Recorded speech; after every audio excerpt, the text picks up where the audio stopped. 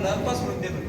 आता त्या कंपनीवाल्या मालकाने मला फोन केला कबळ हे बंडल आहे ते आता वापस आणून घाला म्हणून तुमचं ठीक आहे, माझ्या लक्षात आलं. पोखरा आणि हा याचं उत्तर देतो. बोल. ऐका सर, दुसरी गोष्ट, आता तुम्ही एमआयडीसी आल्यानंतर ते पाणी धरणं तर जाणारच आहे आमच्या गवळेश्वराचे. काय म्हणजे एमआयडीसी आली समजा भविष्यात ते तुम्ही आणणारच आहे. हो, त्याबद्दल काय तुम्हाला नाही असं काही नाही. नाही नाही, होणारच 100% सांगतो. अरे ऐका ना, पण त्या कंपनीचं पाणी धरण्यात जाणार सर. आता ते पाणी आमच्या गवळेश्वरच्या विहिरीत आसपासच्या आम्हाला नळाला तेच पाणी येतं. आज मी माझ्या घरामध्ये धरणाचंच पाणी येतं सर. फिल्टरचं पाणी पित नाही मी. आता ते पाणी आम्ही समजा हे मुलांना कसं वाटतं बरं सर सांगतो. बरोबर बोलतो, दोन्हीचे उत्तर देतो. एकदम चांगले प्रश्न. सारखे सर तुमचे पैसे काय म्हणजे मुद्दे असे खूप मोठ्यासारखे. आता माझी बायको आहे सध्या, त्या दिवशी पण तिनं फोन केला होता 6 वाजले म्हणे दूध काढायला येते का. तुम्ही काय म्हटलंय तुम्हाला कोणतरी विचारतंय म्हणे काही विचारतं कारण की तुम्हाला काय म्हटलं होतं सर. हे बघा माझं नाव अमरगवडी आहे, माझ्या मिसेसचं नाव पण अमरगवडी नावानं चालत होतं. ते पण सांगितलं होतं त्या दिवशी सप्ताह मैदानमध्ये. आज पण ती काय म्हणे ऐका ना, तर ती आज मीच आहे तर ती एक ठेवावर काम करते सर. 2.5 किलोमीटर दूर शेत आहे माझं. एकटी जाते एकटी येते. जर उद्या एमआयडीसी झाली सर, माझा तर विरोधच आहे 100% नाहीच पाहिजे आपल्याला. पण उद्या जर आम्ही बाहेरगावाला जमीन घेतली सर, आमची 3 मुलं आहे, कुठं कुठं जाणं, कोण काय करणार. बरोबर, मी बोलतो. दोन्ही तिन्हीचे उत्तर देतो. ठिबकचं ते चालू हे करून विसरून द्या नाही. सर. ते चालू करून द्या सर. बोलतो. सुभाष मोठे, माझा गट नंबर आरापूर 28 मध्ये माझं क्षेत्र आहे. मागे कलेक्टर ऑफिसला पण मीटिंग झाली, तेव्हा पण मी हजर होतो सर. तेव्हा कलेक्टर ऑफिसला जी मीटिंग झाली ती कलेक्टर साहेबांनी जे सांगितलं तुम्ही म्हणता तसं ती त्यांचं लिमिट आहे, बरोबर आहे. परंतु आता आपण जेव्हा सर्व काही चर्चा करायची तर तेव्हा तुम्ही म्हणाले तसे अवास्तव रेट सांगण्यात आले, हे पण योग्य होतं. परंतु एक आपले केरे पाटील होते, त्यांनी जे सांगितलं होतं पुरंदरचे रेट इथं द्या 1/7. परंतु प्रॅक्टिकली पुरंदरचे रेट संभाजीनगरला मिळू शकत नाही, हे जरी शक्य म्हणजे आहे ॲक्च्युली. परंतु त्याचा मध्य माझं असं म्हणणं आहे, कमीत कमी साधारणतः 80 ते 1 पर्यंत पर एकरी रेट मिळावा असं सर्व शेतकऱ्यांची इच्छा आहे. आणि त्या कसं आहे, आता अपेक्षा आम्ही सांगितल्याशिवाय तुम्हाला पण समजणार नाही. आता इथं सर्वांनी कोणी द्यायची कोणी नाही द्यायची सांगितलं, पण भावाची अपेक्षा कोणी नाही सांगितली. आमच्या भावाच्या अपेक्षा ऐकल्यानंतरच तुम्ही पुढचा निर्णय घेणार हे आम्हाला माहिती असल्यामुळं आमची विनंती आम्ही तुम्हाला देत आहे. तर सगळ्या शेतकऱ्यांनी एकदम बरोबर झाला. तू जे म्हणता ते बरोबर आहे. ऐक. ह्याच कॅसेट्स मध्ये तुला 25-30 मिनिटापूर्वीच जातो. तू काय सांगितलं माहिती का, सगळ्या शेतकऱ्यांना आम्हाला असं असं करायचं. तू एकटा कोण निर्णय घेणार, कसं ऐकून घे ना, पहिले ऐकून घे ना. त्यांनी जरी सांगितलं तर माझी चौथी तर मला कळतं ना सगळ्या शेतकऱ्याचं मूड नाही म्हणून. लक्षात आलं माझ्या. तू पण असंच बोलला मागे 5-6 मुलं बोलला, तू पण बोलला. काय बोलला आता थोड्या वेळापूर्वी बोलताना, काय बोलला, आमच्या सगळ्या शेतकऱ्यांचं. मग मी कसं काय, मी तुला रोखलं का. ओके, तू बोलला मला जितकं घ्यायचं तितकं घेईल, किंवा काही शेतकऱ्यांचं म्हणणं असं आहे. त्यांनी जरी सांगितलं की आमच्या सगळ्या शेतकऱ्यांचं असं म्हणणं आहे, मला माहिती आहे की हे सगळ्या शेतकऱ्यांचं म्हणणं नसणार आहे, दुसऱ्यांचं मत आपण घेऊ. सत्या निर्णयावर मी आज बी ठामेन, आज बी ठामेन. पहिला निर्णय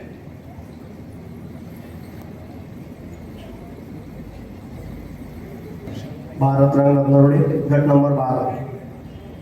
साहेब, हा विषय काय चाललाय माहिती नेमका. इथं प्रॉब्लेम काय होतोय, इथं जे समजा शेतकरी जे आरडून ओरडून बाहेर गेले किंवा काय झालं, त्याच्यामध्ये बऱ्याचशा गोष्टी हेच झाल्या. मागच्या वेळी मी तुम्हाला बोललो होतो की जे शेतकऱ्याच्या थोड्या जमिनी इकडे किंवा बाहेर त्यांच्या पडीत वगैरे जमिनी, हेच काय होते, इथं जमीन द्यायची म्हणते. जे जे शेती करते समजा इमानदारी बसून, ते शेतकरी आज पण विरोधातच आहे जमीन देण्याचे. त्याच्या पुढची गोष्ट काय आहे सर, माग काय आलं, लोकांनी महाडीबीटीमध्ये हे निघले, महाडीबीटीमध्ये ट्रॅक्टरचे त्यांचे हे आले, आपलं पत्र आले, त्यांना संमतीपत्र मिळाले. परंतु काय झालं साहेब, त्यांचे संमतीपत्र मिळाले, त्याचं काय आलं, लोकांनी ट्रॅक्टर वगैरे घेतले आणि नंतर त्यांना सांगण्यात आलं की तुम्हाला हे ट्रॅक्टरचं अनुदान भेटणार नाही. तर मग याच्यामध्ये काय असं शेतकऱ्याजवळ प्रॉब्लेम होऊन गेला ना, ज्याला गरज नव्हती ज्याला गरज आहे समजा त्याला वाटलं आपलं अनुदान भेटतंय ना, आपण ट्रॅक्टर घेतलंय.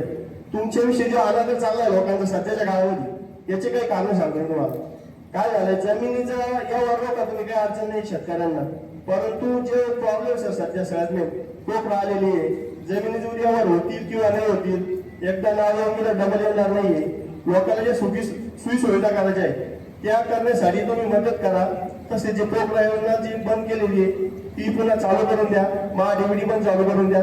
हा भले तुम्ही शेतकऱ्यांना हे पत्र द्या, तुम्ही याच्यानंतर जर काही समजा तुमची जर जमीन अधिग्रहण झालीच तर तुम्ही जी काही लोकांनी आता एक्स्ट्रा केलेली तिचं आम्ही तुम्हाला मोबदला देऊ शकत नाही. तुमच्या मार्फत समजा अधिकाऱ्यांना सांगून त्या मार्फत पत्र देऊ शकते. परंतु ज्या गोष्टी गरजेच्या आहे शेतकऱ्यांना, कारण शेतकऱ्यांना सुखसोयी सगळ्यात महत्वाची गोष्ट आहे. आणि त्याच्यापासून जर आणि तशा पण सर्व शेतकऱ्यांनी ठिबक वगैरे झाले, शेतकऱ्यांना अशा काय असतील नळ्या वगैरे भेटावं आम्हाला, त्यासाठी हे सगळ्या शेतकऱ्यांची मदत चालू आहे. बाकी योजना चालू राहू द्या. सगळ्या शेतकऱ्यांना एकच सांगतो की सगळ्या योजना चालू राहू द्या. राष्ट्रीय लेवल सध्या पण ठेवायचे असेल तर ठेवा. सर्व अधिकाऱ्यांना पण विनंती आहे, तसं आम्ही पत्र पण देणार आहे आता. तर आम्हाला फक्त एवढीच विनंती सगळ्या शेतकऱ्यांमार्फत का एखादा आणि जे बोलले का सर का तुम्ही करणारच यामध्ये होणारच आहे, याच्या मागचे मुख्य कारण काय सर, आपलेच काही कार्यकर्ते तुमचं पण काय होणार आहे, साहेब आणणारच आहे, करणारच आहे. त्या काही कार्यकर्त्यांना पण सांगून द्या का असं तुम्ही माझ्याविषयी जर हे करून त्याच्यामुळे तुमचा आनंद लोकांमध्ये वाढला. बाकी दुसरं काय, तुम्ही पाहिलं पाहिजे की सांगितलं शेतकऱ्यांना की बाबा तुम्ही मोजणी होऊ द्या. सगळ्या शेतकऱ्यांनी तुमची मोजणी मान्य केली, सगळा आदर केला, पण त्या अनादर होण्याची कारण फक्त हेच झाली मुख्य कारण. तुम्ही कितीही काही केलं तरी आमदार साहेब यावर्षी आणणारच, यामुळे तुमचा सगळा आनंद चालला. ठीक. बघा म्हणजे त्याच्यातून भेटणाऱ्या योजना किंवा समजा ट्रॅक्टर आहे त्या चांगल्या ज्या अवजारांच्या योजना निघाल्या आहेत, आपल्या ज्या टेक्निकल गोष्टी आपण देऊ लागलो त्या योजना सरकारने याकरता बंद केल्या असेल की आता हे आपण ऍक्विजिशन करू लागलो. ती गोष्ट तुमची मान्य मला. आणि म्हणूनच आपण काय केलं होतं, पटकन दिवशी बैठका लावून जे काय असेल तो निर्णय आपण घ्यावा. कसं आहे मित्रांनो, शेवटी काही मी एकदा निर्णय घेणारा नसतो. जेव्हा अशा गोष्टी निघतात, हा 15-20 वर्षापासूनचा चाललेला काथ्याकुट्या कोणता, हा सगळा MIDCच्या बाबतीत तुम्ही पण बघितला असाल, तुम्हाला पण माहित असेल की स्टेप बाय स्टेप आणि मी मुद्दाम होऊन अगदी बिलकुल करायचंच आहे ह्याच्याच करता नव्हतो की आपल्याला सगळ्यांचे विचार घेऊन पुढे जावं लागेल. आता होतं काय, नोटिफिकेशन झाल्याशिवाय या गोष्टी बाहेर येत नाही. म्हणजे नोटिफिकेशन झाल्याशिवाय आपण सांगू शकत नाही मार्केटमध्ये हे नाही की ते नाही तर काय होणार आहे म्हणून. तर अशी प्रक्रिया चालणार, ही गोष्ट मान्य आहे मला की काही योजनाचं नुकसान होणार वगैरे. थोडी ही गोष्ट तर आपल्याला थोडीशी कळ सोसावी लागेल. जोपर्यंत आपण थोडा निर्णय घेतोय तोपर्यंत हा थोडासा भाग असणार आहे, त्यालाही किती फास्ट करता येईल मला निर्णय घेऊन त्याला आपण मित्रांनो करूया. आणि शेवटचा आता यांनी पण एक जे सांगितलं मला एकदम बरोबर आहे. मी आत्ताच खरं सांगू का, तुम्ही म्हणाल की मी काही पण नाही करतो, मला फार वेदना होता, जमाने होऊन टाकतात आणि नालायक उद्योजक झाले त्या धरणामध्ये त्यांचं हे टाकतात, काय पोल्युशन टाकतात. लाज नाही, नंबर 1चे निर्लज्ज लोक आहेत ते जे असं करतात ना, निर्लज्ज. त्यांना मी माझ्याकडे म्हणजे स्टेजवर नसतो तर मी काय बोलू लागतो तुम्ही समजून घ्या. इतके निर्लज्ज, स्वतःच्या पोराबाळाचं त्यांना समजतं, लोकांना बोरिंगचं पाणी कसं पिणं समजतं. आणि काही आमचे नालायक अधिकारी असतात की त्यांना कळूनही ते ऍक्शन घेत नाही. काय म्हणतोय मी, अत्यंत नालायक अधिकारी ज्यांना पावर दिले, खास करून पोल्युशन वालाचं बोलतो मी, त्यांना कळत नाही का धरणामध्ये हे नालायक लोक पाणी सोडतात, बोरचं पाणी सोडतात. एक तर शेतकरी मोजाय कोणी विहीर देऊन टाकतात त्यांनी पण देऊ नये. आपण एक भान ठेवलं पाहिजे की यार मी ही विहीर दिल्याने माझ्या 10 किलोमीटर परिसरात, कारण पाऊसचं पाणी पडतं तर नुसतं वरतून नाही वाहत, खालचे पण प्रवाह वाहतात. आणि जर ते पाणी मुरतं आणि ते खालचे प्रवाह जेव्हा वाहतात ते 10-15 किलोमीटर परिसरामध्ये वाहून जातात. निर्लज्ज. किडण्यावर प्रॉब्लेम येऊ लागला, ते प्रॉब्लेम येऊ लागला, 50 तक्रारी आणि तिथं करून पण, आणि यांचे रिपोर्ट असे वाटते तसे वाटते. काही मर्यादा आहेत आमच्यासाठी. तुम्ही जे बोलले ना ते एकदम राईट. त्या म्हणजे आता बोलत नाही मी, यांना कर्माचे भोग भोगतील लोक. म्हणजे मला कळतं, माझे 2 रुपये कमवायला मी लोकांचा जीवाचा पण जर विचार करत नसेल तो माणूस कसा असू शकतो, राक्षस असू शकतो. तुमचा प्रश्न हा असेल की मी आमदार आहे, मला नाही कळत का, मी माझ्या सगळ्या मर्यादा पार करून तिथं गेलो. ETP लावायला लावलं, CPD एफ्लुएंट ट्रीटमेंट प्लांट असतात ते लावायला लावले मी, सेंट्रल इफ्लुएंट ट्रीटमेंट प्लांट लावावं लागले मी त्यांना. त्याच्याशिवाय त्यांना परवानगी दिली. बऱ्याच तक्रारी केल्या त्यांनी माझ्या. की बाबा 0 टॉलरन्स आहे, आपण इझी जो आपला आहे इज बिझनेस म्हणून आमचा इझी बिझनेस, मी जुमानला नाही त्याला पण हे केलं आणि यांनी बोललं अजून मला गोष्ट लागली, अजून जे MIDC चालू ना माझी त्या ठिकाणी मी अजून जास्तीचं मित्रांनो लक्ष देईल. आमच्या सगळ्या कामाच्या बाबतीमध्ये काही गोष्टीचं खरोखर जास्त लक्ष दिलं पाहिजे ते देईल. आणि शेवटचा मुद्दा, जो मित्र असं सांगतो तो माझा मित्रच नाही. तुमच्याकडून काय होणार आहे का हो मित्रांनो? मी इलेक्शन जिंकेलच हे सोडून मी चुकीचं काय केलं? जेव्हा मी सांगतो इलेक्शन जिंकतोच मी जिंकणारच घडी घडी, त्याचं टेन्शन नका घेऊ. पण असं मी कधी केलं का कुणाचं काही मी असं करील, कुणाचं नुकसान होणार आहे, तुम्ही स्वतः समजून घेतलं पाहिजे. काही काही आमचे बिलिंदर लोक आहेत, नाही असं नाहीये, काही आहेत काय होणार तुमच्याकडनं, आम्ही आमचं हे करून घेऊ, त्यांचं आमचं बी जमत नाही. जे काही जो असे असतील त्या बोलणारे त्यांच्याशी नाही जमणार आमचं. कोणी आहे त्यांना आम्ही जवळचं समजदार कोणी कधी मी आता मतदारसंघामध्ये जेव्हा निवडणुका होत्या तेव्हा काही गोष्टी माझ्या प्रकर्षाने लक्षात आल्या की आपल्या पदाचा दुरुपयोग घेणारे काही मित्र आपल्या जवळचे आहेत, त्यांनी असं करू नये. पण त्याहीपेक्षा गरजेचं आहे तुम्ही समजलं पाहिजे की प्रशांत असा नाही आहे, याला कितीही बोलू दे, जर राईट राहिलं, शेतकऱ्यांच्या फायद्याचं राहिलं, सगळ्यांचा विचार घेऊनच तो निर्णय घे, नसता घेणार नाही. आजपासून लक्ष ठेवा मित्रांनो, असं कोण काय बोलेल. राहिलं माझा अनादरचा विषय, काही गोष्टी माझ्या हातात नाहीयेत. जसं आता पोखरा योजना आहे, पोखरा योजनामध्ये सगळे गाव नाही घेत आम्ही, एखादं गाव नंतर घेऊन आम्ही कव्हर करू वाटल्यास.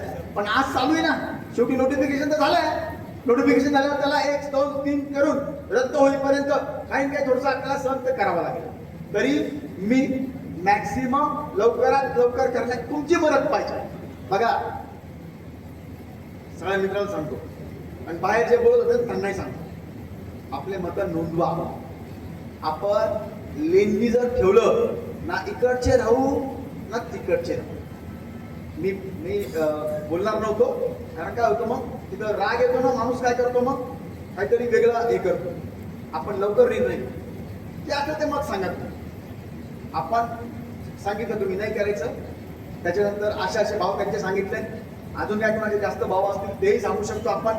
अगदीच नाही करण्याची टक्केवारी किती आहे? आता आपले जवळपास 1100 शेतकरी आहे सगळे, त्याच्यामध्ये हर्ट होणार आहे सगळे मिळून जवळपास 1800 ते 2000 एकर लँड आहे आणि पूर्ण त्याच्यामध्ये 1100 शेतकरी आहे. इथं इन 300 शेतकरी आपले मॅक्सिमम असतील, त्याच्यामध्ये समजून घ्या 150-200च्याच शेत्या असतील असं समजून चलू आपण, किंवा 100च्या असतील, मला माहित नाही. तर आता प्रत्येकाच्या घरी पाठवून मी एक फॉर्म भरून घेतो पटापट 15 दिवसाच्या आत. कोणाचं काय म्हणणं आहे, काय रेटचं आहे, ह्या रेट चालेल की नाही चालेल, तुमची काय इच्छा आहे की नाही, असं मी प्रत्येक गावात प्रत्येक ह्याचं मत मी माझ्यातर्फे पुढच्या 15 दिवसात घेतो. हे बरोबर आहे का? तेव्हा सांगा. आता कसं तुम्ही आता 200-300 लोक आले ना, जितके शेतकरी आहेत त्यांच्या याद्या आहेत आमच्याकडे, त्यांना विचारू काय माझं तुमचं द्यायचं असतं, काय भावना द्यायचं आहे, नाही द्यायचं आहे, सह्या घेऊन टाकू त्यांच्या, आम्हाला बिलकुल द्यायची नाही. मग त्याच्या टक्केवारी चांगली आली समजा किंवा नाही देणार त्यांची, ओके. फक्त तुम्ही चल नका करजा, नाही रे असं कर रे. आपल्या लीडर त्या तिथं नको करायला. म्हणजे काय म्हणतात त्याला, मोकळ्या मनाने सगळ्याला जे काय असेल ते बोलू द्या. ज्यांचे मत नाही आहेत त्यांचं नाही करणार आपण कुणाचे. म्हणून अजून काही मला वाटतं मुद्दे राहिले नाही आता. हा बोल.